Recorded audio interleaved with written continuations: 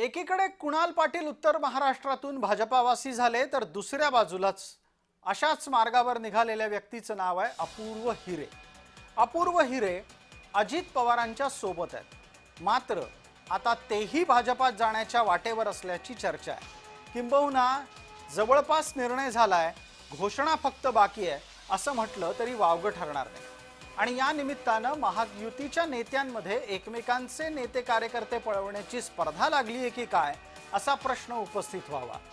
राष्ट्रवादीचे अपूर्व हिरे भारतीय जनता पार्टीमध्ये प्रवेश करतील, पण त्यापूर्वी लक्षात घ्यायला हवं की हेच अपूर्व हिरे यांनी शिवसेनेमध्ये यावं याच्यासाठी शिंदे समर्थकांनी सुद्धा प्रयत्न केले, तसं घडलं नाही। आणि आता विलास शिंदे आणि अपूर्व हिरे ही दोन मंडळी शिवसेनेत जाणार होती, तेही घडलं नाही। यापैकी अपूर्व हिरेंना भारतीय जनता पार्टीमध्ये आणण्यात गिरीश महाजन यांना यश मिळालं।